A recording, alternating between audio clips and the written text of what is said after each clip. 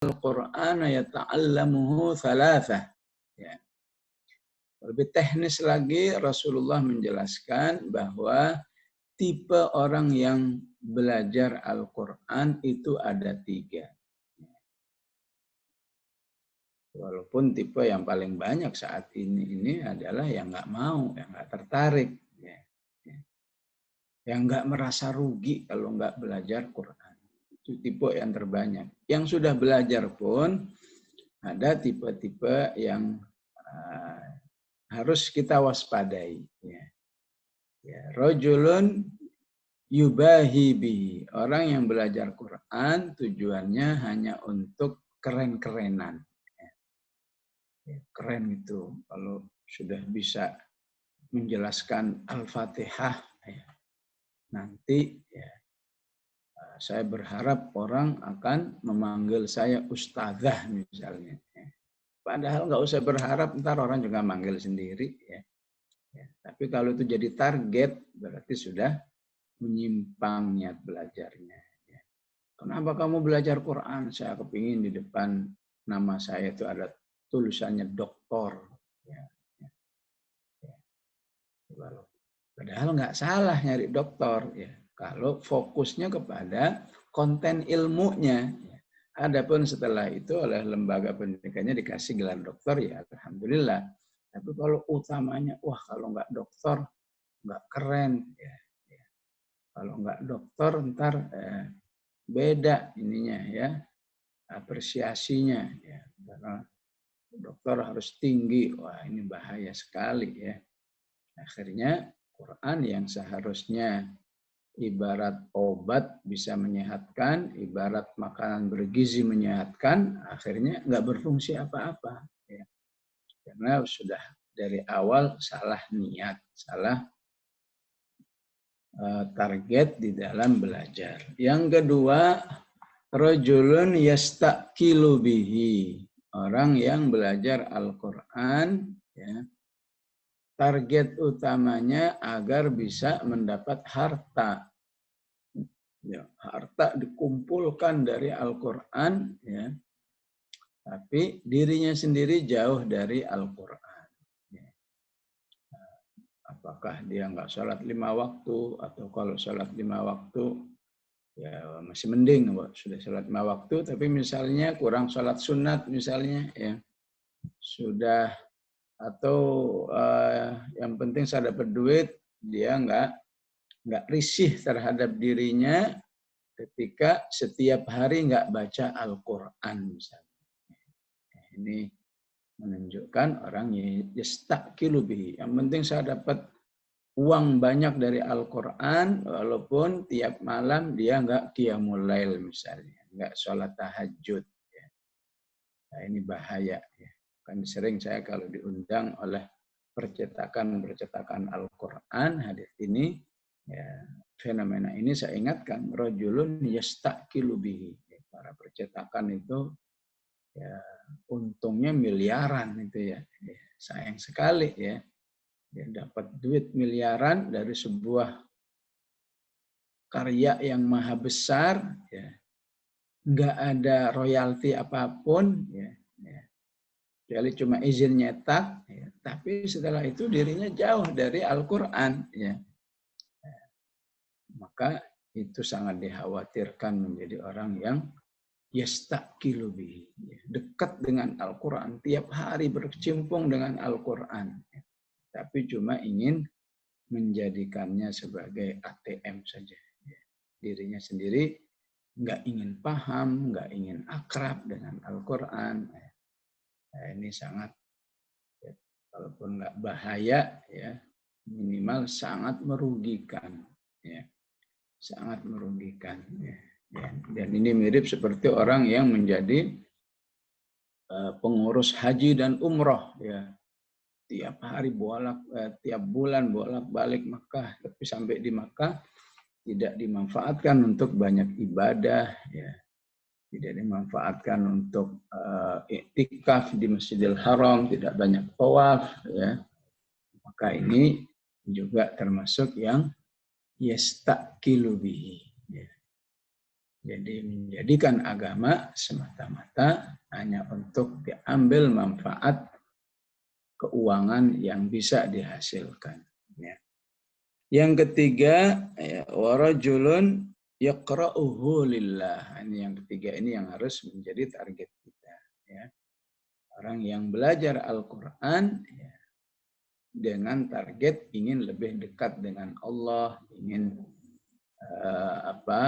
ingin memiliki predikat-predikat yang disebut oleh Al-Quran, apakah sebagai muttaqin, ya. Muttaqin kita udah sering ya. Ada predikat orang disebut dengan mukhlasin, ya. Jadi ada orang yang disebut oleh Allah mukhlasin. Mukhlasin itu apa? Orang yang saking kuatnya berusaha menjadi orang yang taat, ya. Akhirnya Allah mudahkan menjadi orang yang taat, ya. Sampai-sampai seakan-akan di dalam dirinya itu sudah ada ya settingan, seakan program hanya diciptakan untuk melaksanakan ketaatan kepada Allah. Kan itu nggak mungkin, ya. Nggak mungkin ada manusia disetting oleh Allah kayak malaikat. Ya.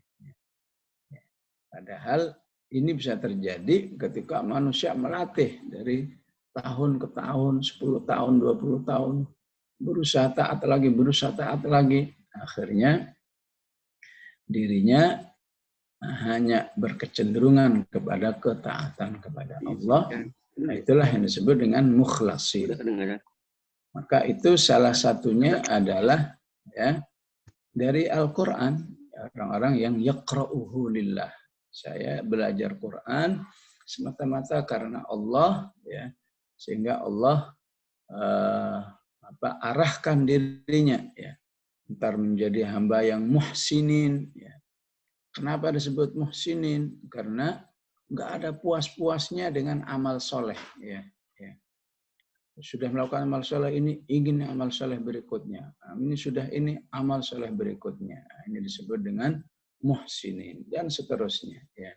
Bisa dibayangkan kalau ini menjadi target dalam belajar Al-Quran, ya, insya Allah manusia itu akan terhantarkan ke surga Allah Subhanahu wa taala. Hadits sahih sebagaimana disahihkan oleh Syekh Al-Albani rahimahullah, ulama mutakhir yang melakukan penelitian besar-besaran terhadap hadits-hadits yang belum diteliti oleh misalnya Al-Bukhari dan Muslim. Ya. Baik ibu-ibu, itulah pengantar hadis sabda Rasulullah SAW yang sungguhnya memang satu paket. Allah katakan di surat An-Nahl, ya, wa ma anzalna 'alaika dzikra illa litubayyana lahum. Ya. Tidaklah kami turunkan Al-Quran kepadamu kecuali agar engkau itu siapa? Rasulullah, agar Rasulullah menjelaskan Al-Quran ini. Ya. Maka penjelasan-penjelasan Rasulullah itu semuanya berfungsi sebagai tafsirul Quran, ya, ataupun sebagai motivasi beral-Quran seperti yang kita baca tadi. Ya. Wallahu a'lam. Baik, insya Allah kita memulai ya belajar surah Qaf. Ya, walaupun nggak bisa banyak karena merupakan metodologi belajar tafsir itu harus kenalan dulu sama surah Qaf. Ya. Semuanya begitu. Belajar surat apa saja, ya, metodologi pembelajaran tafsir dimulai dengan ya kenalan dulu sama surat Qaf. Ya. Pertama yang harus kita kenal adalah munasabahnya, korelasinya, supaya kita tidak walaupun lagi belajar Qaf tapi tahu ya sebelum Qaf apa, ya. Sebelum Qaf Al-Hujurat. Ya. Kalau yang sudah hafal udah pasti tahu. Ya. Terkadang yang hafal juga nggak tahu, ya. Kok bisa, ya? Iya, karena dia kalau menghafal yang penting bunyi, ya. Kalau suruh bunyi, langsung cepet banget. Ayo baca ayat ini. Baca, ya ayuhan nas, inna khalaqnakum min dzakarin aw untha. Inna khalaqnakum min dzakari wa untha wa ja'alnakum syu'uban wa qabaila lita'arafu. Langsung cepet. Surat apa? Enggak tahu. Ya. Ini terjadi di lapangan karena memang tidak fokus kepada isi. Ya. Jadi fokus kepada bunyi saja. Ya sudah, alhamdulillah lumayan ya. Jadi sebenarnya yang nggak hafal pun tak bisa tahu, yang penting disadari. Ya. Saya belajar surat Qaf, surat ke-50. Surat ke-49-nya apa? Al-Hujurat. Ya. Hujurat itu artinya kamar. Ya. Maksudnya apa? Kamar itu rumah. Kenyataannya rumah. Kok bisa begitu? Ya itulah pelajaran zuhudnya Rasulullah Sallallahu Alaihi Wasallam. Rumahnya hanya sebatas kamar.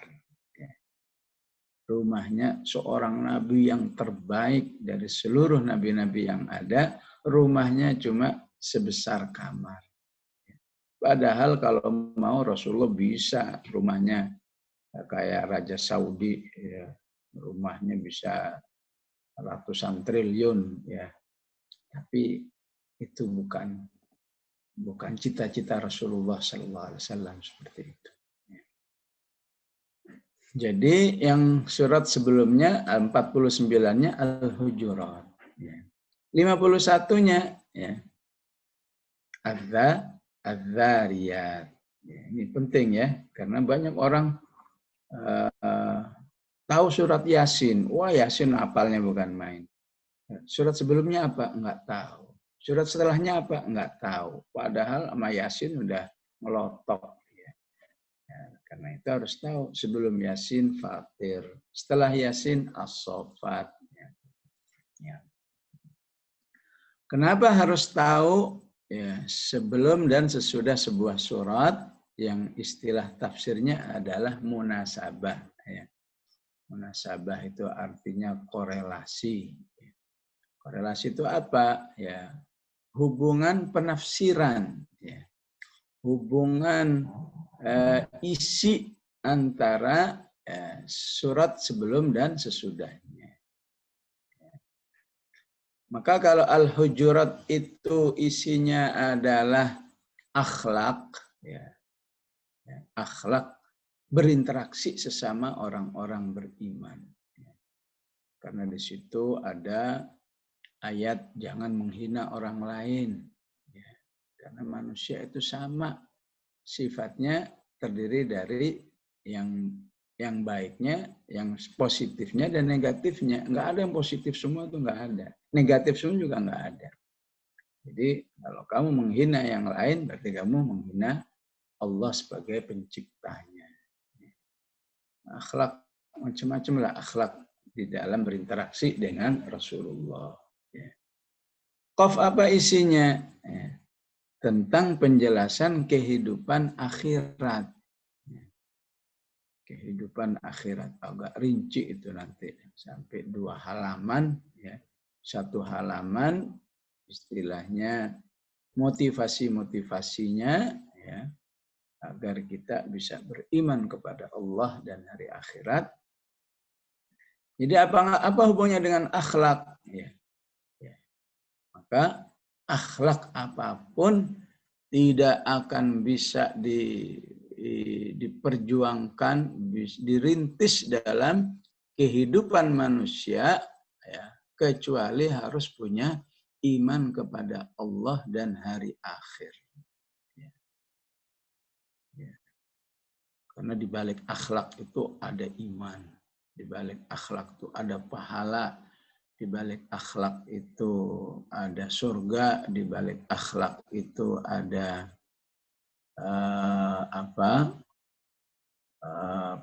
menjaga diri dari, ya, penyimpangan. Dan nggak mungkin dengan target seperti ini manusia bisa. Ya. Ya. Contoh misalnya, ya, kalau ibu-ibu baca surat At-Taghabun ayat 14, ya. Di situ dijelaskan tentang akhlak rumah tangga. Ya. akhlak rumah tangga itu salah satunya harus siap menjadi pemaaf. Suami mudah maafkan istri, istri mudah maafkan suami. Diulang 3 kali. Wa in ta'fu wa tasfahu wa taghfiru. Ya. Artinya memaafkan semua. Ya. Cuma karena digabung begitu, maka akhlak memaafkan yang dimaksud oleh Allah memaafkan dari tingkat bawah sampai tingkat atas atau tingkat biasa, sedang, super gitulah. Super memaafkan. Ta'fu itu memaafkan dengan tidak menuntut apa-apa, enggak menuntut balas. Ya. Jadi Allah mengingatkan, wahai rumah tangga, jadilah orang yang siap memaafkan ya dengan tidak menuntut apa-apa, ya sudah saya maafkan. Wa tasfahu, memaafkan dengan melupakan apa yang sudah terjadi, enggak disimpan di dalam hatinya. Taghfiru, memaafkan ya dengan menutupi kesalahan pasangan itu ataupun juga terhadap orang lain, dimaafkan, ditutupi ya. Dan dia mau berbuat baik kepada orang yang menyakitinya itu. Itu kalau mengukur diri kita aslinya apa, iya kita bisa seperti itu akhlak ya. Tapi nggak mungkin juga Allah mensyariatkan sesuatu yang nggak bisa terjangkau oleh manusia. Tapi kalau melihat diri kita yang lemah, penuh kekurangan, kayaknya nggak mungkin bisa punya akhlak seperti itu. Ya. Tapi Allah ingatkan dengan iman. Ya. Wabil khusus keimanan ala surat Qaf, insya Allah bisa. Ya. Insya Allah kita punya energi yang besar, ya, menjadi orang-orang yang melaksanakan akhlak Al-Quran. Ya. Yang ketiga, berikutnya adalah setelahnya surat Az-Zariyat. Az-Zariyat salah satunya akan menjelaskan ketika keimanan itu terbangun dengan baik, maka manusia itu siap menjadi muhsinin. Ya. Ya, kalau terjemahannya muhsinin orang selalu berbuat baik. Ya. Ya, tapi kalau tafsirannya muhsinin itu orang-orang yang nggak ingin berhenti dalam berbuat baik. Sehingga kalau berbuat baik selalu menitik beratkan kepada 2 hal, ya, kualitas dan kuantitas. Kualitas maksudnya proses pelaksanaannya yang terbaik, kuantitas pelaksanaannya nggak mau semenit 2 menit, minimal sejam 2 jam. Nah, karena itu salah satu kegiatan orang yang muhsinin Allah sebut di surat Az-Zariyat 51 itu kanu qalilan minal laili ma yahja'un. Dia siap mengorbankan waktu tidurnya, dikurangi hanya untuk ibadah. Kalau terjemahan singkat aja, mereka tidurnya sedikit. Untuk apa? Ya, untuk ibadah. Ya. Kalau tidurnya sedikit, begadang, tidurnya sedikit, nonton bola, semua bisa. Ya. Tidur sedikit untuk apa? Untuk ibadah. Ya. Ini sebetulnya ya, secara kondisi, ya, kodrat kemanusiaannya, semua akan mengatakan, kalau tidur sedikit, ngantuklah, lemeslah. Ya. Pagi-paginya nggak ada tenaga lah, ya. Pagi-paginya mengharuskan kodok gitu ya, rapel. Nah, kalau tiap hari begitu rusak dong kehidupan. Ya. Ya, malamnya nggak tidur, paginya ngerapel, paginya nggak semangat hidup. Ya, nggak mungkin Quran seperti itu. Ya. Jadi bisa seperti ini kalau memang statusnya sudah muhsinin. Salah satu modal menjadi muhsinin harus punya keimanan terhadap hari akhirat yang sudah baik, wabil khusus versi surat Qaf insya Allah. Ya. Insya Allah bisa terpahami Ibu ya, korelasi antara Qaf sebelumnya namanya apa? Al-Hujurat. Setelahnya namanya Adz-Dzariyat. Ya, itu supaya ilmiah begitu. Kalau mau gampang sih gampang. Ya. Sebelum surat Qaf apa ya, surat 49 misalnya. Nggak ada surat 49. Surat 51 nggak ada. Ada Al-Hujurat dan Adz-Dzariyat. Ya. Baik, itu satu poin yang harus kita ketahui. Belajar surat apa saja itu memang metodologinya seperti itu. Yang kedua yang harus kita ketahui dalam kenalan dengan surat Qaf, ya nggak tahu waktunya cukup apa enggak ini. Biasanya memang saya kalau belajar tafsir itu satu sesi memang khusus untuk kenalan aja dulu, ya supaya ada gambaran, ya. Yang kedua yang harus kita pahami dari Qaf itu adalah keutamaannya, ya. Nilai-nilai tambahnya itu apa surat Qaf ini? Maka diriwayatkan dalam banyak hadis karena surat Qaf ini isi utamanya adalah menanamkan keimanan terhadap Allah dan hari akhirat yang luar biasa, ya. Maka Rasulullah ingin menjadikan surat Qaf itu surat gacuan. Biasanya kita gacuannya apa? Al-Ikhlas. Karena ibu-ibu belajar surat Qaf, ya mau nggak mau saya ajarin, ya gacuannya harus meningkat surat Qaf. Sehingga banyak para sahabat, wabil khusus sahabiyah, ibu insya Allah semua pengikut sahabiyah ini, ya.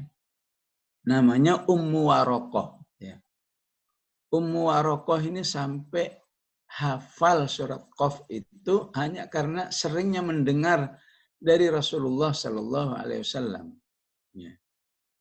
Jadi ada momen gini Rasulullah baca Qaf, ada momen gini Rasulullah baca Qaf. Kata Ummu Warokoh, saya sampai hafal tuh surat Qaf.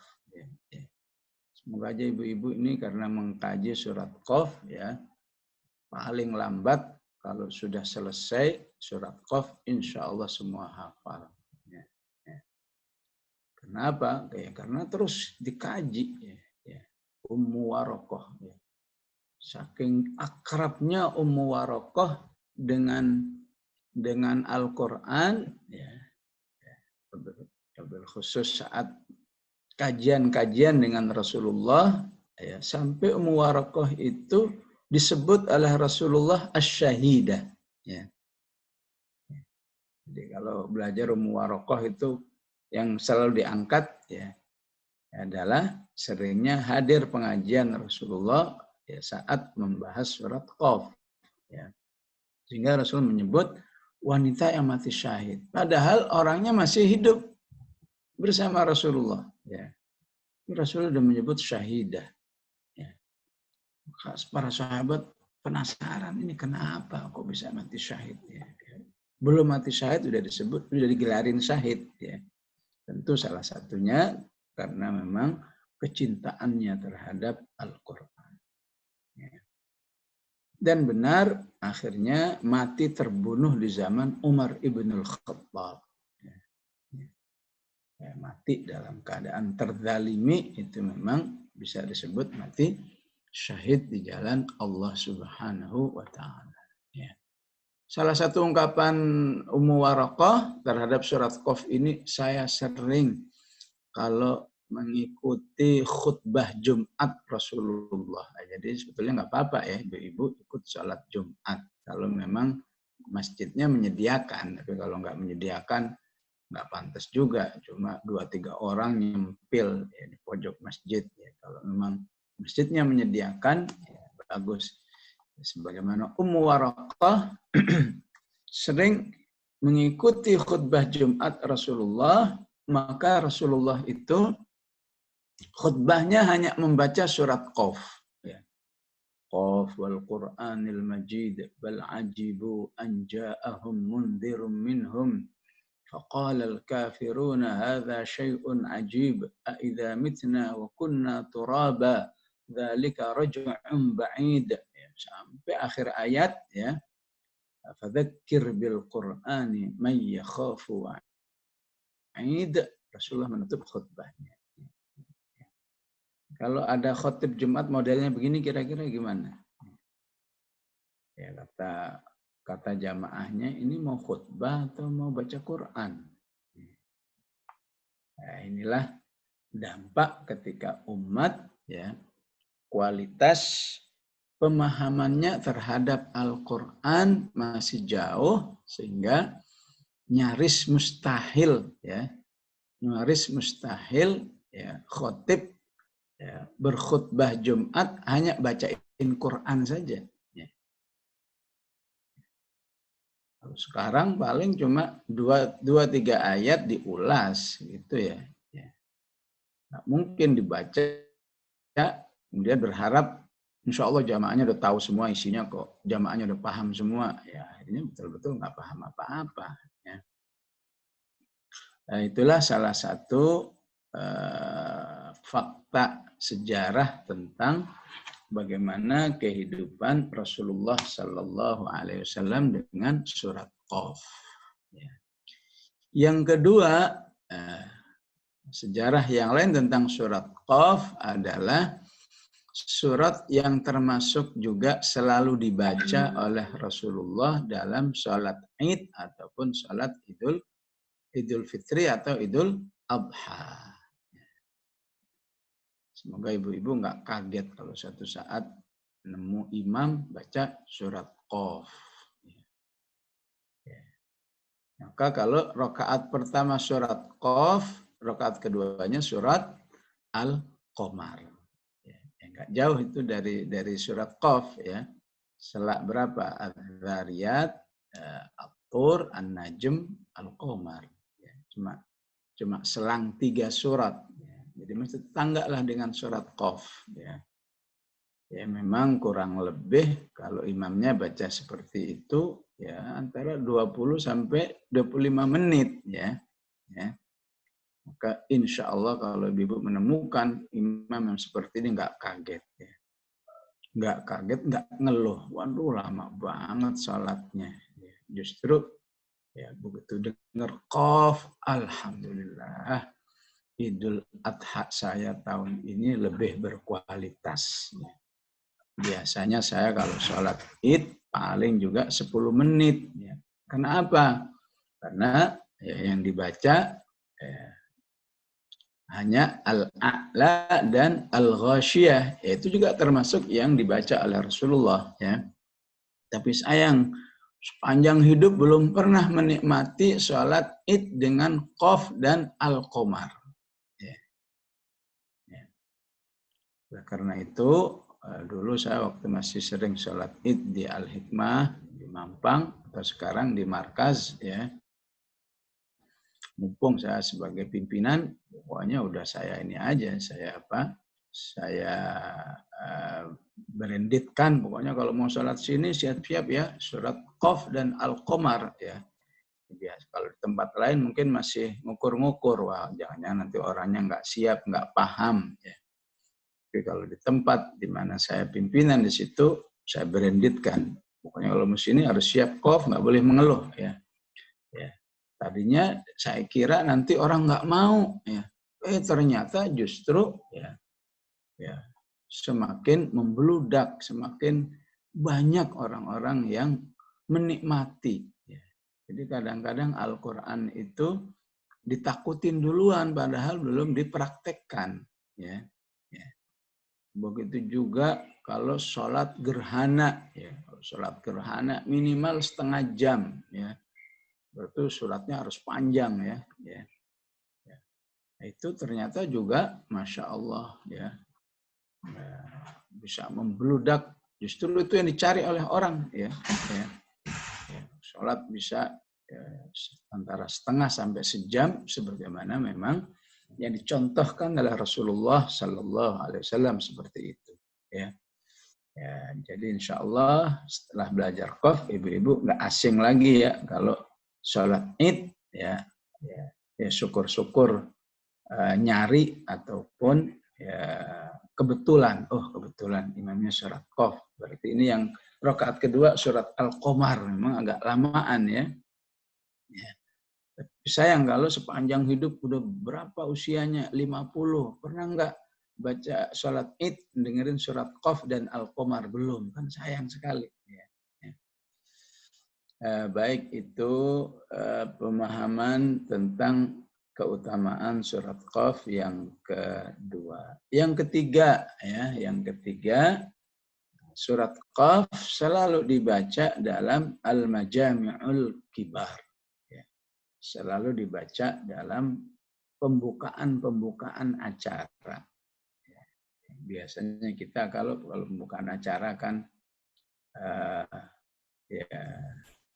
biasanya disesuaikan ya. Kalau Maulid Nabi biasanya ayat-ayat tentang Rasulullah. Kalau Isra Mi'raj ini Rasulullah, ada pertemuan besar, maka itu dijadikan peluang untuk mengingatkan umat tentang pentingnya keimanan terhadap hari akhirat. Dan surat Qaf itulah surat yang syarat dengan penjelasan tentang kehidupan akhirat.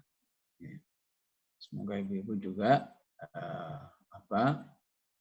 semangatnya lebih tinggi daripada keterbatasannya. Kalau keterbatasan sih pasti ya, kan udah punya anak, udah berkeluarga, udah ini. Tapi kalau semangat tinggi, nekat fisabilillah istilahnya. Pokoknya saya harus hafal walaupun butuh setahun, walaupun butuh 2 tahun, ya ibaratnya seperti itu. Tapi insya Allah sebulan juga selesai kalau serius sambil banyak berdoa kepada Allah ya, agar dia agar bisa hafal surat Qaf ya. Nah, itu poin yang kedua, kenalan dengan surat Qaf ya.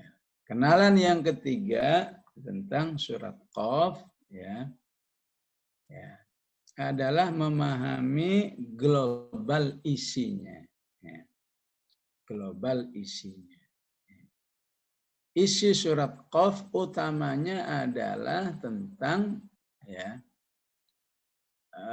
pentingnya hidup bersama Al-Quran. Atau istilah lain misalnya mungkin bisa disebut motivasi hidup bersama Al-Quran, itulah surat Qaf. Karena itu kata Quran di surat Qaf diulang 2 kali. Di awal ayat, Qaf wal Qur'anil Majid. Di akhir surat, fadzakir bil Qur'ani may yakhafu wa'id. Kata Quran diulang 2 kali ini harus membuat kita termotivasi. Nggak mungkin hidup ini tanpa dekat dengan Al-Quran.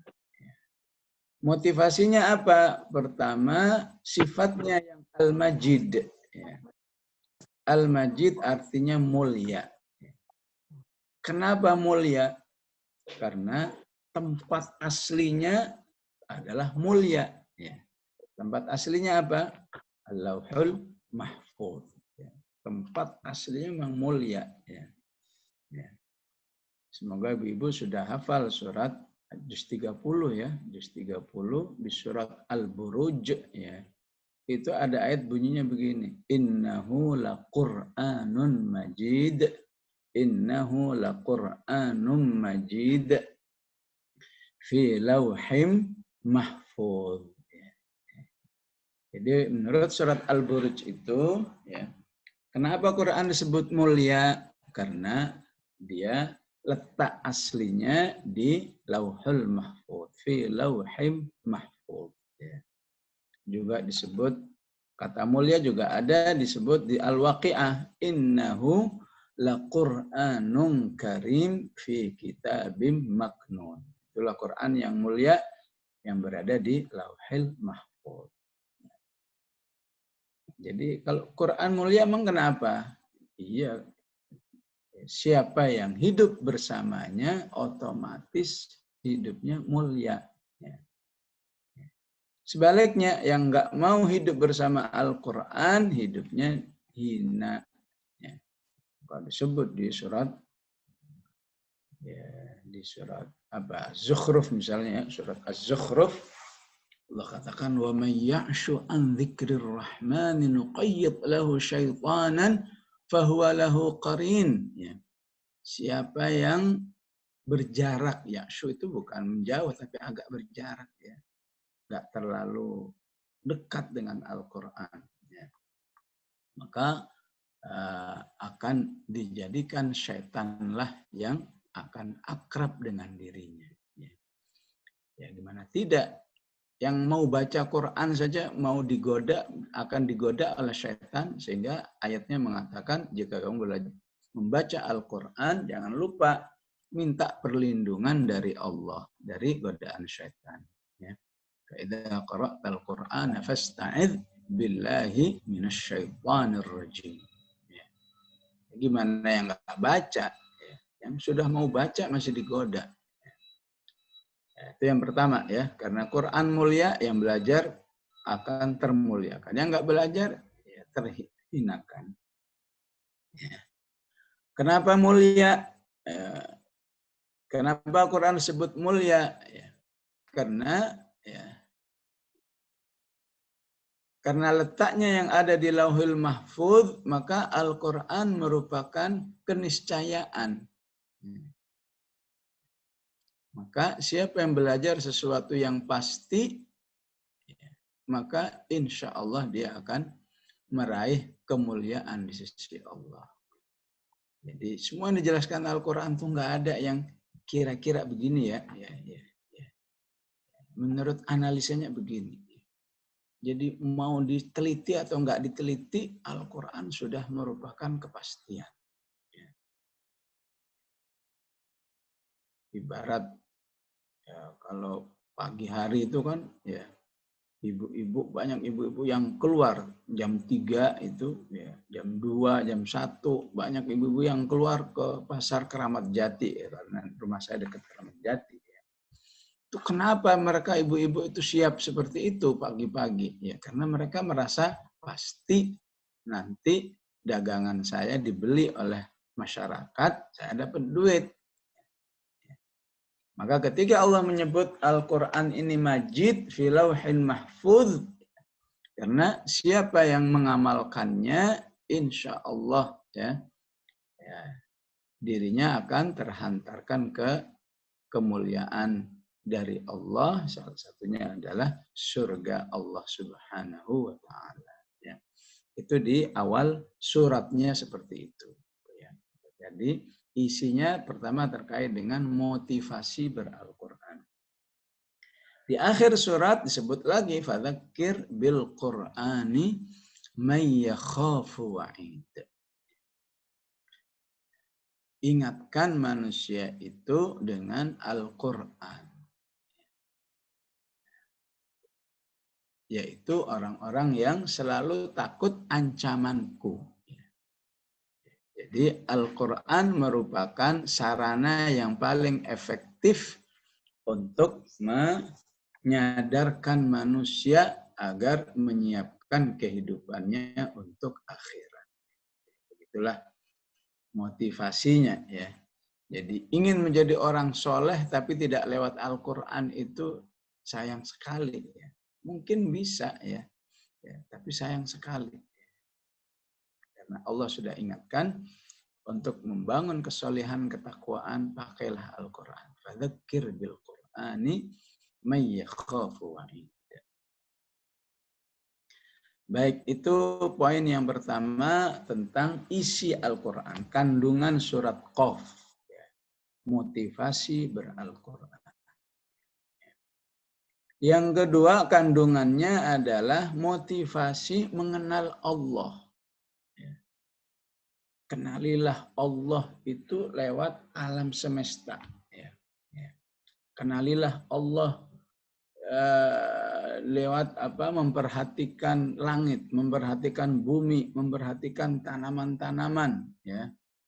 Jadi di awal halaman tuh ayatnya berbunyi afalam yanzuru ilas sama'i fawqahum kaifa banainaha wa zayyannaha wa ma laha min furuj wal arda madadnaha wa alqayna fiha rawasiya wa ambatna fiha min kulli zawjin bahij. Ya. Kenalilah Allah lewat air yang diturunkan. Wa nazzalna minas sama'i ma'an mubarakan fa ambatna bihi jannati wa habbal hasid. Ya. Maka bukti bahwa alam sekitar ini membuat kita kenal dengan Allah minimal saat selalu keluar ucapan tasbih atau hamdalah. Ya. Karena air kita alhamdulillah. Karena kagum dengan alam semesta minimal subhanallah. Berarti Anda memang udah ya. Berarti alam ini telah membuat Anda kenal baik dengan Allah Subhanahu wa taala. Karena yang enggak kenal Allah disebut di akhir surat Yusuf wa ka'ayyim min ayatin fis samawati wal ardi yamurruna 'alaiha wa hum 'anha mu'ridun. Yang enggak kenal Allah ketemu apa saja enggak ingat Allah. Lihat gunung yang besar megah nggak keluar walaupun cuma satu kali subhanallah nggak keluar. Nggak keluar walaupun cuma alhamdulillah Allah mengantarkan saya bisa melihat indahnya gunung ini, indahnya laut ini dan lain sebagainya. Ya. Jadi yang suka traveling bagus ya, tapi menjadi nggak bagus travelingnya jalan tapi zikirnya sama sekali nggak keluar. Ya. Melihat alam di negeri ini nyantai aja, sibuk aja sama motret-motretin ya. Tapi kalau melihat fenomena alam, entar bertasbih, entar bertakbir, entar berhamdalah, berarti alam telah membuat Anda lebih dekat dengan Allah. Ya. Jadi kalau sudah dekat dengan Allah gimana hasilnya? Akan memudahkan meyakini apa saja yang dijelaskan oleh Allah. Jadi Allah ngomong apa saja, ya, siap. Ya. Apalagi di surat Qaf ini, ya, kalau nggak mengenal Allah dengan baik, ada satu peristiwa yang disebut di surat Qaf ini, bahwa Allah berdialog dengan neraka. Kok bisa? Ya itulah kalau belajar Quran pakai akal nggak pakai iman ya nggak cuma Al-Quran. Memang neraka itu apa sih? Ya. Dia manusia atau apa kok bisa ngomong? Ya nggak tahu. Allah katakan seperti itu. Yauma naqulu li jahannam, pada hari kami berbicara dengan neraka. Halim talati, hai neraka. Ya, udah penuh belum? Ya. Nerakanya nantangin, ya Allah masih cukup, kalau mau tambah-tambahin silakan. Wa taqulu hal mim mazid, kata nerakanya seperti itu. Jadi siapa yang sudah percaya kepada Allah, baca ayat ini ya gampang aja ya, biar aja, apa sih susahnya bagi Allah membuat neraka itu berbicara gitu. Dan siapa yang membaca ayat ini ketika baca hadis, ya, ada di dalam hadis Rasulullah menjelaskan neraka bisa berdoa. Ya tenang aja. Oh berdoa, ya sudah. Yang itu penjelasan Rasulullah. Bagaimana doanya neraka? Kata Rasulullah, neraka itu berdoa kalau hamba-hamba Allah itu berdoa juga agar diselamatkan dari neraka. Jadi Rasulullah menjelaskan keutamaan doa Allahumma ajirni minan nar. Ya.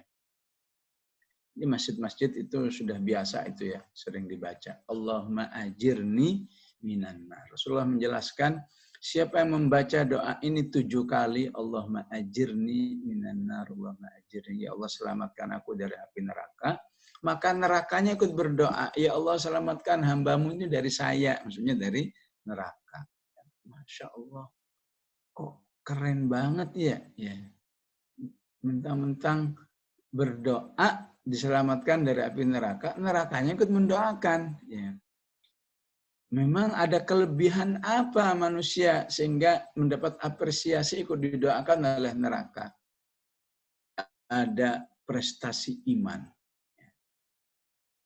Karena manusia itu telah beriman kepada Allah sebulat-bulatnya, sedalam-dalamnya, maka apa saja dijelaskan oleh Al-Quran, gak ada yang diragukan. La raiba fih. Bicara tentang neraka, saya beriman. Tentang surga beriman.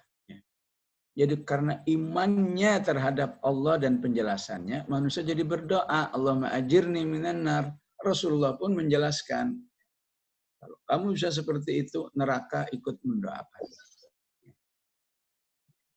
Jadi lebih ini lagi ya, lebih ekstrim lagi kalau di surat Qaf ya, bahwa neraka nanti berdialog dengan Allah.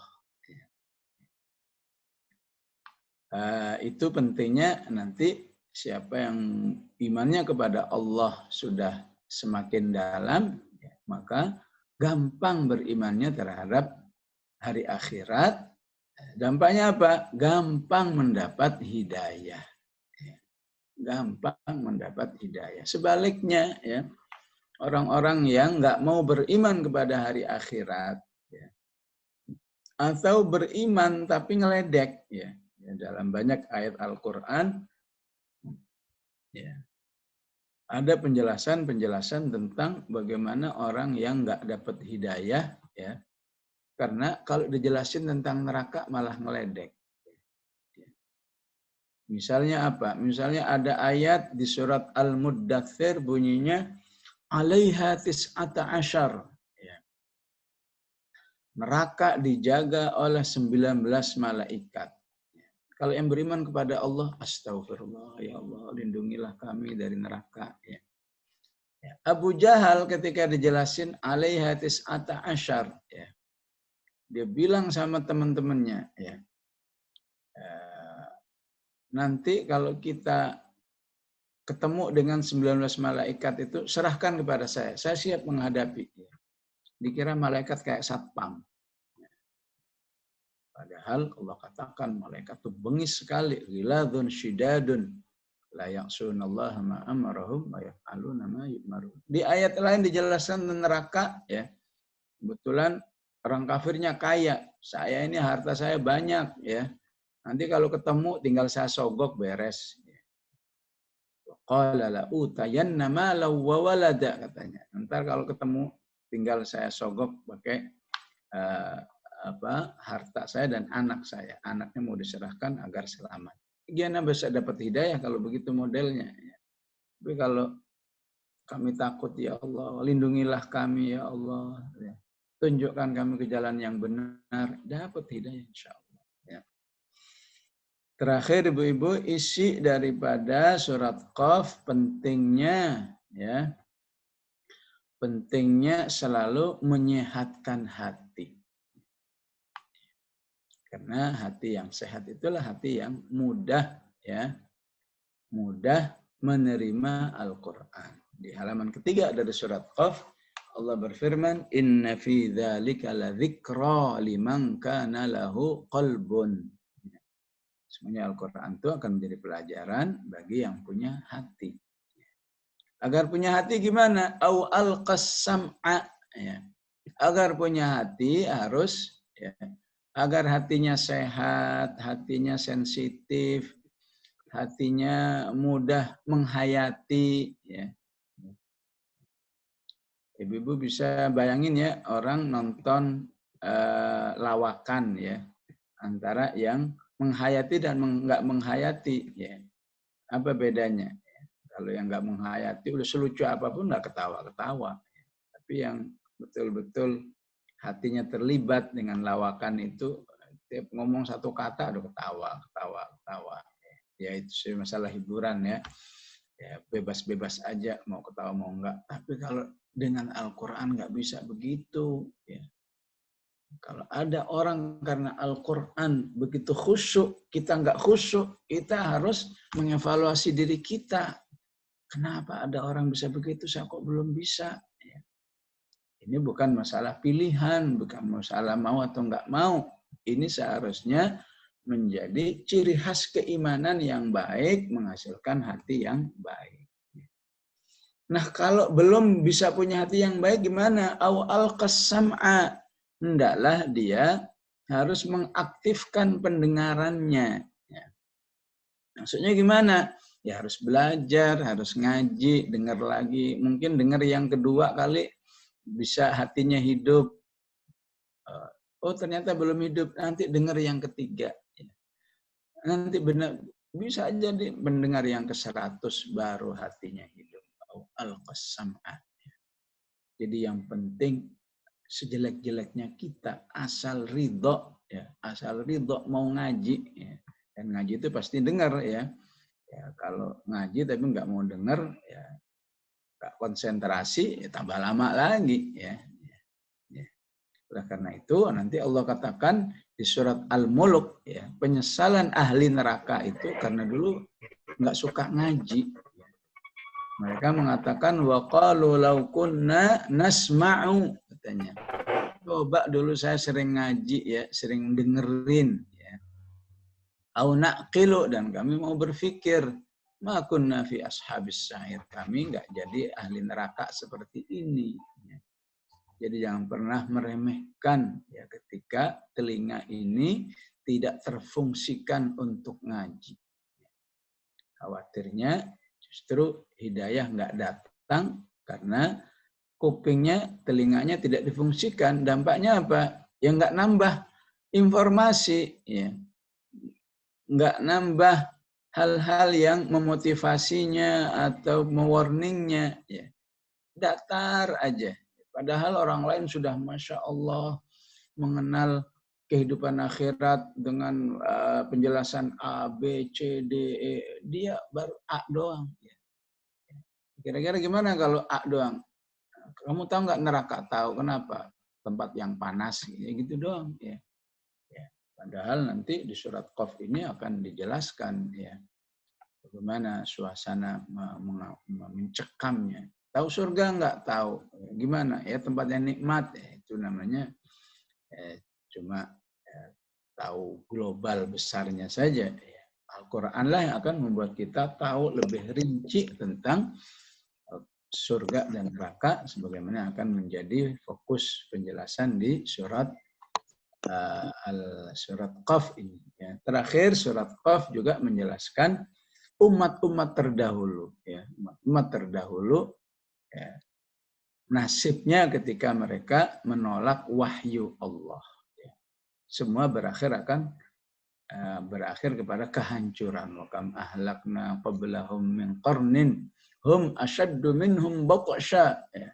Betapapun umat itu kalau dulu itu terkenal punya fisik yang luar biasa kuatnya, tapi menjadi nggak ada apa-apanya ketika berhadapan dengan azab Allah. Kalau mungkin sekarang teknologi yang luar biasa, batsannya itu teknologi yang luar biasa. Tapi kalau mereka tidak taat kepada Allah, selalu bermaksiat kepada Allah, maka di hadapan Allah itu nggak ada apa-apanya untuk bisa dibinasakan. Baik ibu-ibu, itulah kenalan singkat dengan surat Qaf ya, tapi insya Allah cukuplah untuk membuat kita ya ibaratnya andai kata udah nggak sempet lagi nih belajar surat Qaf ya, kecuali cuma perkenalan saja itu sudah insya Allah sudah memberi gambaran tentang surat Qaf.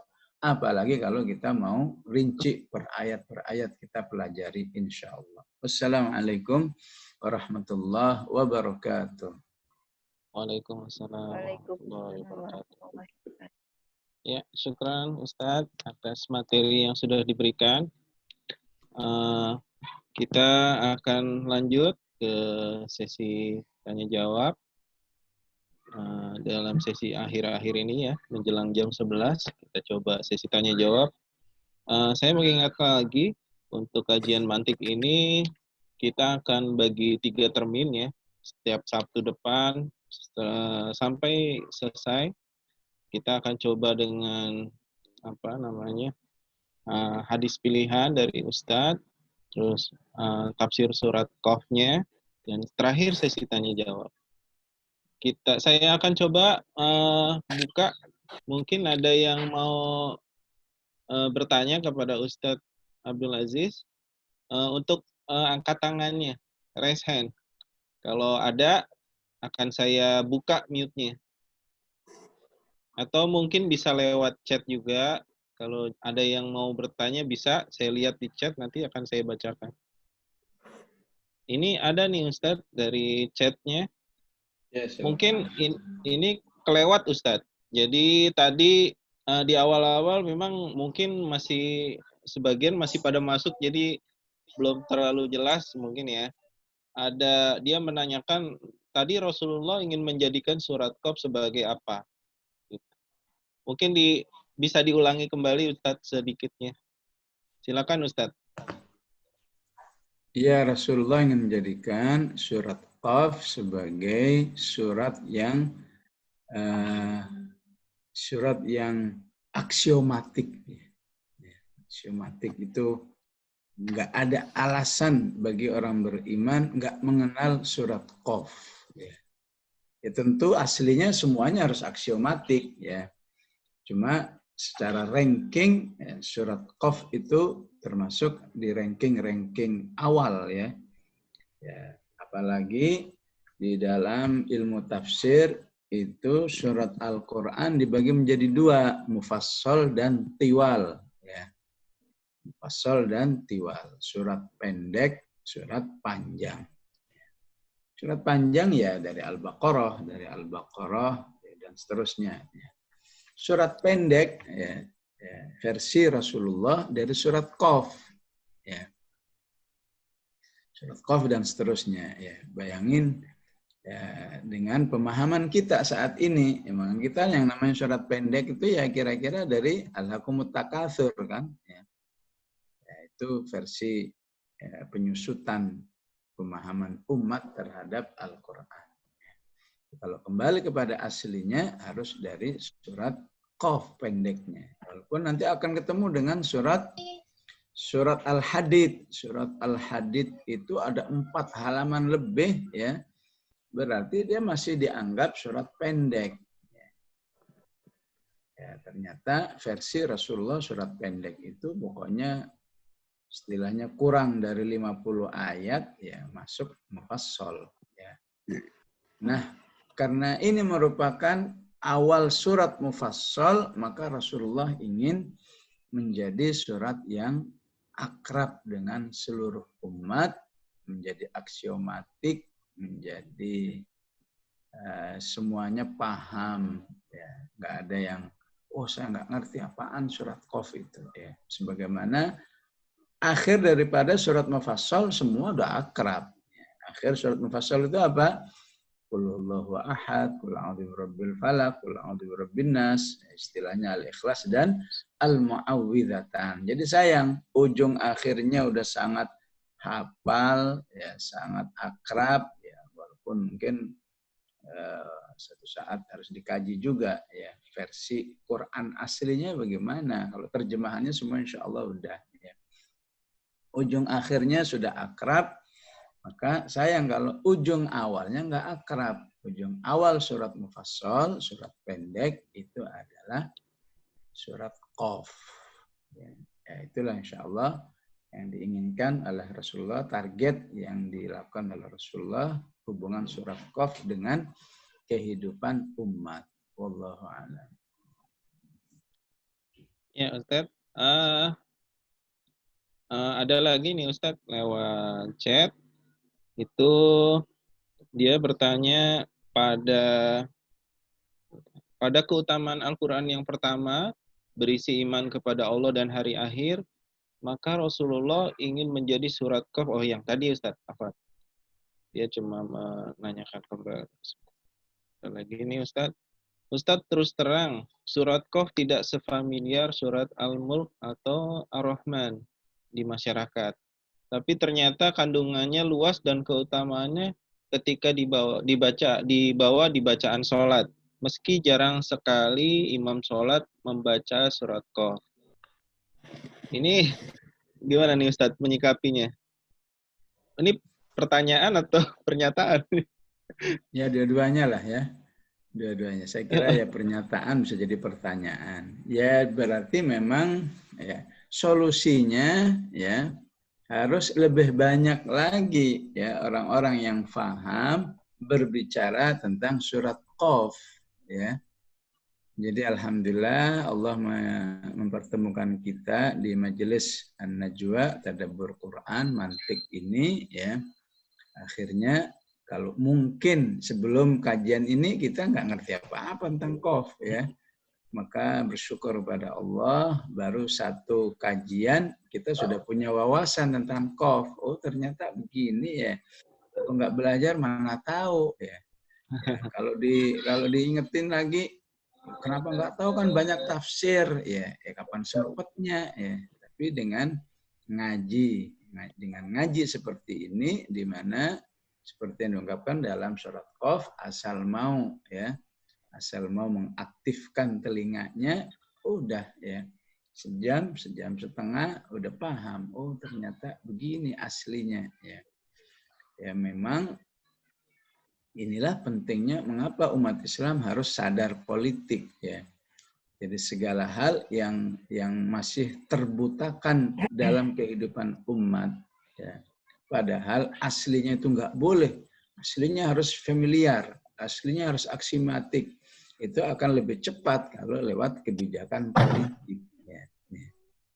Tapi dengan kebijakan seperti ini, insya Allah tetap menyelamatkan, tentu dengan jumlah yang terbatas ya.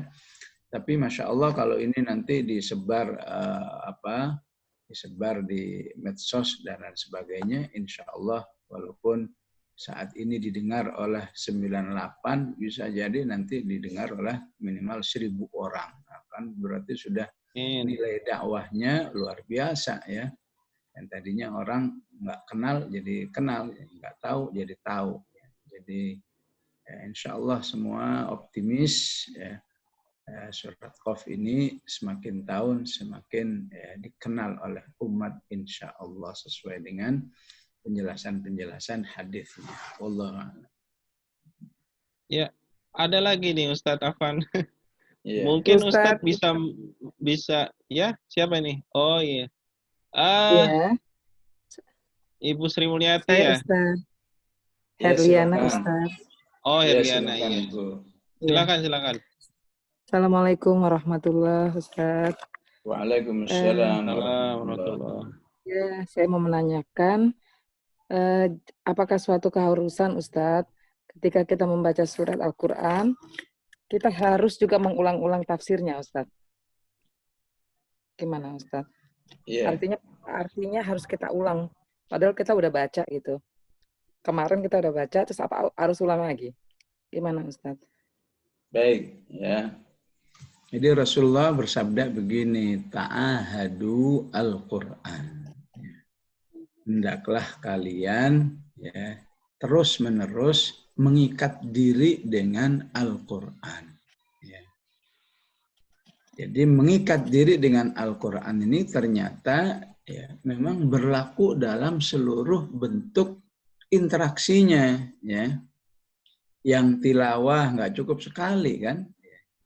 Malah anjurannya sebulan sekali tilawah lagi. Yang menghafal apalagi harus ulang lagi. Kenyataannya juga dalam tafsirannya ya. Yang kita pahami tafsirannya sekarang seperti ini, wallahu alam, pekan depan masih ingat enggak ya? Kalau yang punya catatan, insya Allah ingat. Kalau yang masih mau mendengar lagi rekapannya, masih ingat. Yang nggak mau apa-apa, udah ini pertama dan terakhir, ya bisa lupa. Ya. Karena memang itu ciri khas Al-Quran seperti itu. Ciri khas Al-Quran itu harus orang ya, terus mengakses lagi ya. Jadi nggak ada istilah saya sudah baca, saya sudah pernah dengar, enggak, harus diulang lagi. Ya, ternyata kelanjutan hadis itu kan mengatakan begini, ta'ahadu Al-Quran, hendaklah kamu terus mengikat diri dengan Al-Quran. Ya. Tempat di mana kita selalu belajar disebut dengan ma'had, karena kita mencatatkan diri, datang lagi. Walladzi nafsi biyadihi, Rasulullah bersumpah demi Allah, Quran itu sangat cepat hilangnya dari pikiran manusia. Nah, itu alasannya. Ya, kenapa harus mengikat diri? Karena dia punya tabiat ya cepat hilang. Ya, supaya nggak hilang, ya harus diulang lagi. Ya, ini sering kalau ada pertanyaan ke saya biasanya begini, Ustadz, sekarang alhamdulillah saya jadi semangat ini setelah mendengar uraian Ustadz tentang motivasi menghafal katanya. Tapi anehnya kalau sudah di rumah hilang. Ya wajar saja, memang itu sudah karakter Quran. Ya. Karakter Quran tuh apanya aja mudah hilang. Ya. Motivasinya hilang, ya. Pengingatannya hilang. Ya. Supaya nggak hilang apa? Ya udah ulangi lagi, baca lagi, dengar lagi. Ya, selain itu akan terus memperbaharui ingatan, tentu juga tidak kalah besarnya pahala di balik belajar Al-Quran itu. Ya. Jadi masalah hilang itu ternyata tidak hanya dalam hal hafalan saja. Apa saja terkait dengan Al-Quran itu mudah hilang. Sebuah motivasi, tafsirnya. Ya. Nah, hari ini kita udah belajar, pekan depan mungkin ya, lupa, punya catatan, tinggal dibaca lagi. Insya Allah bisa teringat. Wallahu a'lam. Ya, masih ada nih Ustaz. Ibu Sri Mulyati ya, bisa di unmute sendiri nggak, Bu? Ya, silakan Bu Sri Mulyati.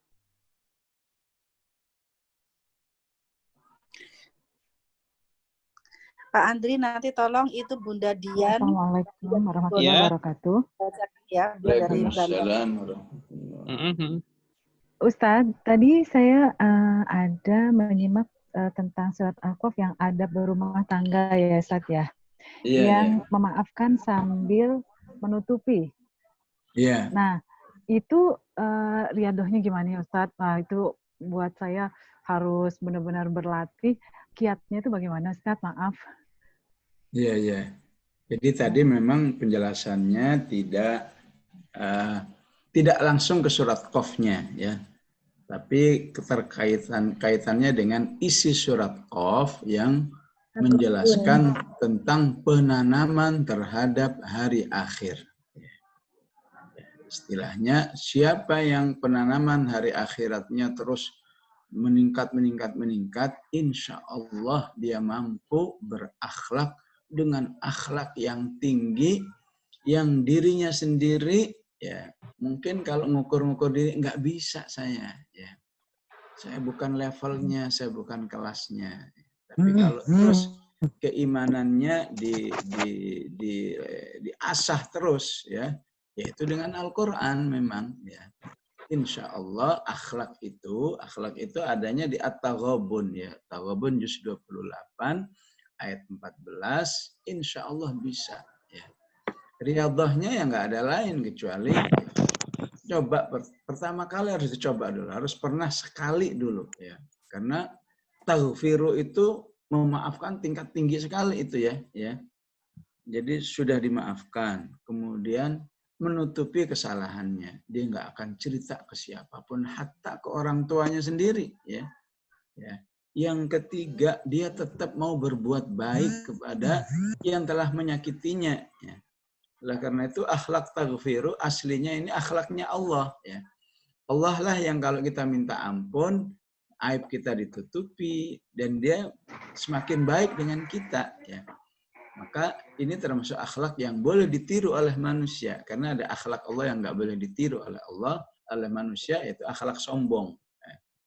Ya, karena kita nggak ada yang bisa disombongkan, kita makhluk lemah. Tapi akhlak memaafkan dari Allah itu ya, diperintahkan untuk ditiru. Ya tentu nggak ada lain kecuali bertahap. Ya, ntar bisa sekali, nggak bisa 10 kali. Ya, gagal 10 kali. Nyoba lagi. Ya. Akhirnya bisa kedua kali. Ya. Nggak bisa lagi 20 kali. Nyoba lagi. Ya. Terus lama-lama insya Allah Allah tolong. Ya. Karena jiwa ini ya, di satu sisi memang dia itu jahat istilahnya. Ya. Karena itu sampai Rasulullah berdoa wa a'udzubika min syarri nafsi, ya. Ya. Tadi pembukaannya juga alhamdulillahilladzi nahmaduhu wa nasta'inuhu wa nastaghfiruh wa na'udzubika min syururi anfusina. Jiwa ini memang jahat, ya. Tapi kalau dia disiram terus pakai Al-Qur'an, disiram pakai istighfar, disiram pakai tasbih terus nggak henti-hentinya, dia bisa dijinakkan insya Allah. Sehingga mudah diajak melaksanakan amal-amal yang menurut pikiran kita nggak terjangkau. Tapi pada akhirnya insya Allah terjangkau. Dan bukti-buktinya sudah cukup banyak dalam sejarah orang-orang yang tingkat pemaafannya seperti dalam ayat ini. Wallahu a'lam. Iya, Ustadz, lanjut Ustadz ya. Ini agak banyak nih Ustadz. Afwan. Ini ada pertanyaan dari Bunda Dian ya, Bunda Dian Margono dari Belanda nih Ustadz. Mana ya? Sebentar. Ketindih-tindih nih jadinya. Ustadz, mungkin Ustadz bisa memberi kita bagaimana hal bagi ibu-ibu yang sudah usia, begitu. Bisa memberi kita bagaimana cara menghafal dengan mudah bagi ibu-ibu yang sudah usia. Terdengar Ustaz? Oh iya, baik insya Allah. Jadi ibu-ibu yang sudah ya sudah jelita namanya ya, jelang usia tua ya. Saya menganjurkan agar kalau menghafal jangan target hafal. Ya. Jangan dipikirin nih kapan nempelnya, kapan kok hilang lagi. Jangan begitu. Ya. Jadi kalau menghafal targetnya adalah baca sebanyak-banyaknya. Ya. Sebetulnya kita sekarang belajar qaf. Ya. Ibu sekarang mulai mentargetkan. Saya harus punya pengalaman robbani, pengalaman mendekatkan diri kepada Allah, ya, akan membaca surat Qaf ini 100 kali. Ya. Berapa lama terserah, ya. Mau sebulan boleh, mau 2 bulan boleh, mau setahun boleh, ya. Pokoknya ya, targetnya saya akan membaca 100 kali. Ya.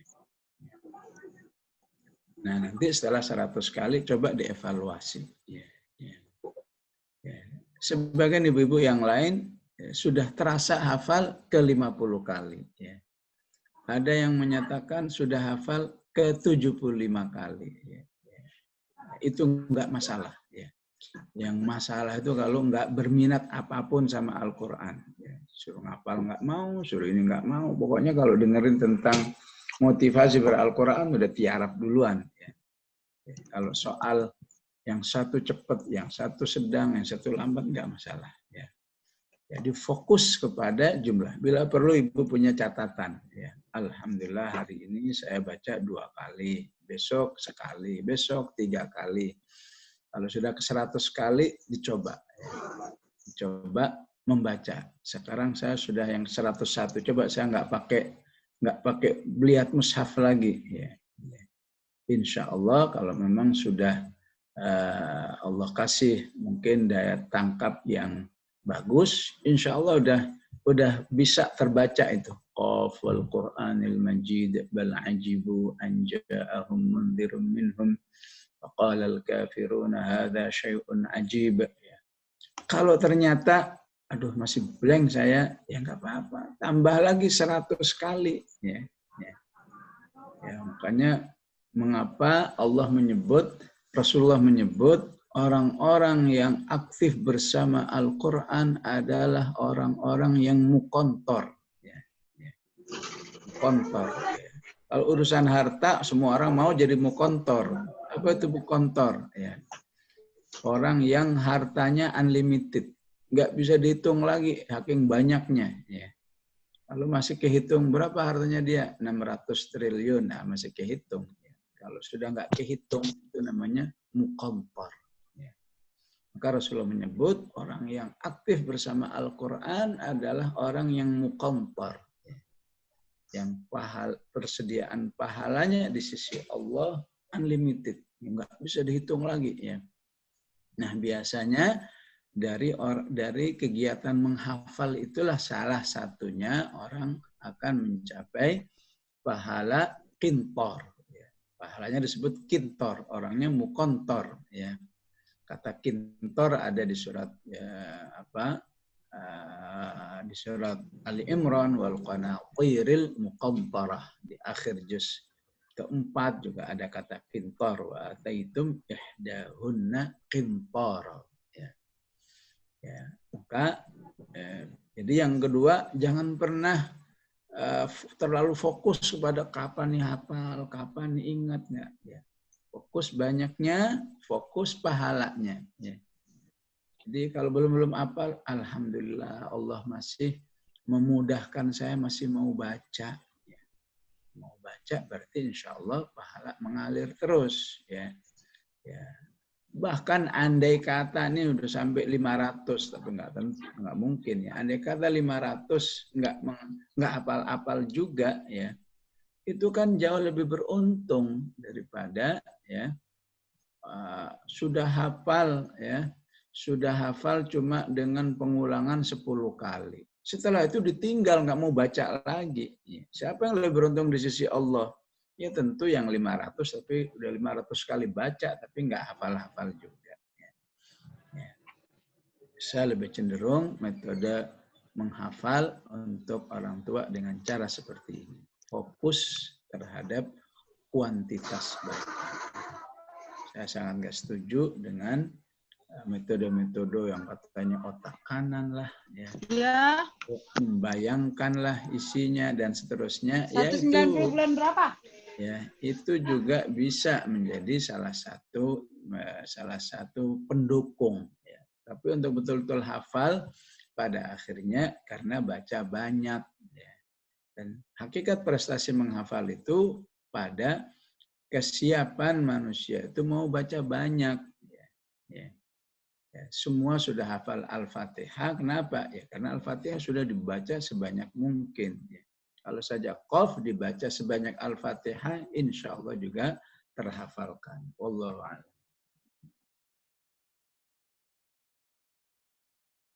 Lanjut ke Ibu Alia ya. Silakan Ibu. Ya, terima kasih Pak. Bismillahirrahmanirrahim. Ustadz mau izin bertanya untuk surat Qaf ini kan di juz 26 ya Ustadz. Gimana kita ketahui setiap juz kadang ada karakteristik khusus. Seperti misalnya juz 30 banyak mengingatkan tentang hari akhir, azab-azabnya. Dan juz 28 contohnya adalah ayat-ayat yang diawali dengan mensucikan nama Allah. Apakah di juz 26 itu ada karakteristik khusus Ustadz termasuk surat Qaf ini ataukah bagaimana? Lalu kalau boleh satu pertanyaan lagi yang singkat tentang menghafal. Menurut pendapat Ustadz, bagaimana dengan orang yang menghafal satu surat belum selesai, kemudian paralel menghafalkan surat yang lain? Contohnya seperti misalnya kita sedang menghafal surat di juz dari belakang, kemudian karena mengikuti tafsir di tengah-tengah, misalnya saya mengikuti tafsir surat Qaf, padahal saya belum sampai ke juz ini, kemudian ingin menghafal dari situ, padahal yang hafalan yang sebelumnya belum selesai sampai akhir ayat gitu Ustadz. Bagaimana menurut Ustadz, apakah efektif ataukah malah kurang gitu? Terima kasih Ustadz atas kesempatannya. Baik, bismillahirrahmanirrahim. Surat juz 26 karakternya memang salah satunya keimanan hari akhirat, ya. Tapi memang tidak sepadat juz 29 dan juz 30, ya. Jadi karakternya Allah inginkan sampel-sampel kehidupan tentang hari akhirat itu pertama untuk mendukung terbangunnya akhlak yang mulia, ya. Akhlak dengan sesama kaum beriman, akhlak terhadap pemimpin, ya, karena surat Al-Hujurat awalnya adalah bicara tentang ya, bagaimana akhlak berinteraksi dengan Rasulullah, ya, baik sebagai nabi maupun sebagai pemimpin. Di Al-Ahqaf, akhlak terhadap kedua orang tua. Ini harus menjadi satu hal yang nggak terpisahkan. Siapa yang cinta Al-Quran, maka dia harus sukses, ya. Dia harus kamlaut istilahnya dalam berbaktinya kepada kedua orang tua. Ya. Karena diceritakan dalam kehidupan orang-orang yang beriman, ya, orang-orang yang betul-betul hidup dengan Al-Quran, ya. Seorang ibu misalnya punya anak 3, ya. Tiga-tiganya solehah semua, paham semua. Ya. Maka yang terjadi tiga-tiganya itu berlomba-lomba, berebut, ya. Saya aja yang merawat, saja yang merawat, saja merawat. Dari mana ada orang begini? Ya tentu dari keimanannya kepada Allah. Dia hanya melihat sosok ibu itu adalah surga, ya. Jadi dia nggak ingat dengan gimana repotnya, gimana ngeluarin duitnya, nggak ingat. Pokoknya ibu adalah surga. Ya. Bayangin, ya, sering ngeluh kepada saya saat saya 4 bersaudara, gimana ya saat supaya sabar, ya. 3 saudara saya itu cuek semua sama ibu, ya. Jadi ibu harus saya rawat sendiri, nggak ada yang nolongin, ya. Jadi ya alhamdulillah dia sudah, tapi kalau dia gara-gara saudaranya yang lain nggak mau membantu ibunya, dia kemudian ngambek, ini salah besar. Ya. Jadi di sementara yang beriman berlomba-lomba untuk merawat ibunya, yang satu yang nggak beriman berlomba-lomba ingin menghindarkan diri, ya. Wah, jadi masalah semua itu. Nanti kalau sudah meninggal, pembagian waris, ya otomatis perempuan walaupun dia sibuk ngurusin ibunya 10 tahun, tetap aja dapat bagian tidak sebanyak saudaranya yang laki. Masalah lagi, aduh, gitulah hidup kalau tanpa iman. Ya. Kemudian, jadi iman dalam rangka akhlak, terutama nanti akhlak sama orang tua, iman dalam rangka sebagai bekal perjuangan. Atau istilah di surat Muhammad, di surat Al-Fatah, ya, iman sebagai bekal berjihad di jalan Allah Subhanahu wa Ta'ala. Ya. Membela agama Allah itu semuanya adanya di juz ke-26 ini. Ya. Ini memang kalau perkenalan utuhnya begitu, ya. Perkenal utuhnya memang seperti dalam tafsir fi dhilalil Quran memang menggunakan juz, ya. Ya, minimalnya sesurat tadi sudah saya jelaskan, ya, sebelum dan sesudahnya. Lebih sempurna memang setiap juz itu punya suasana tersendiri, punya warna tersendiri, punya penekanan tersendiri, ya. Menghafal belum selesai udah pindah, ya. Nggak masalah, ya, selama kita tetap, ya, tetap berkomitmen, ya. Walaupun belum selesai, nanti suatu saat saya akan melakukannya, ya. Ya. Ya. Jadi yang penting nggak ada niatan, ya. Oh ternyata sekarang saya belajar surat Qaf, padahal saya baru menghafal Al-Ahqaf. Ya udah tinggallah Al-Ahqaf, ya. Itu yang nggak boleh. Tapi kalau kalau begitu saya utamakan dulu qaf, karena ternyata qaf mendapat perhatian yang lebih dari Rasulullah dibanding Al-Ahqaf. Al-Ahqaf surat pertama dari juz 26. Ya, jadi diselesaikan qaf, baru nanti melanjutkan lagi Al-Ahqaf, ya, boleh-boleh saja seperti itu. Ya. Pokoknya nggak boleh itu dalam menghafal itu cuma kapok gitu, ya nggak boleh. Ya. Selama masih berusaha, apa aja bagus lah ya.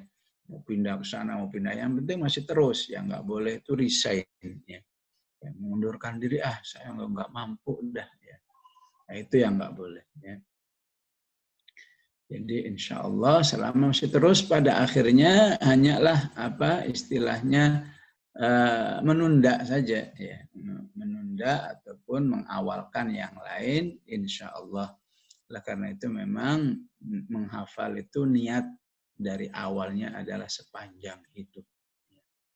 Memang tidak ingin berada dalam posisi kapok atau posisi coba-coba, tapi memang sudah ingin terus bersama Al-Quran. Begitu juga yang dinilai oleh Allah bukan hasilnya, yang dinilai oleh Allah usaha apa saja yang Anda lakukan. Ya. Ya. Saya yakin kalau ada dua orang modelnya seperti ini, dua-dua menghafal. Ya. Yang satu, Masya Allah, saking cerdasnya, 10 kali baca, ya, sudah ngelotok tuh qaf. Ya. Tapi setelah itu berhenti, nggak ngapa-ngapain lagi, udah nggak mau baca. Kenapa? Ya saya udah hafal. Ya. Ya. Jadi kalau 10 kali mungkin kira-kira ya cuma sejam lah ya. Yang satu udah 100 kali nggak hafal-hafal juga. Ya. Siapa yang lebih mulia? Yang 100 kali walaupun belum hafal. Kenapa? Karena keadilan Allah ya, menilai sesuatu itu tergantung amalnya, bukan hasilnya. Ya. Karena itu Imam Syafi'i betapapun menghafalnya nggak lagi dengan baca, cukup dengar. Ya. Dengar sekali orang baca surat Qaf udah langsung hafal. Ya.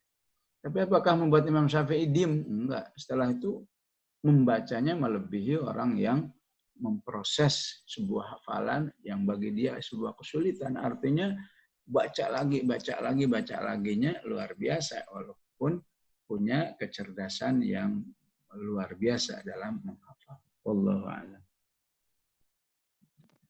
Ya.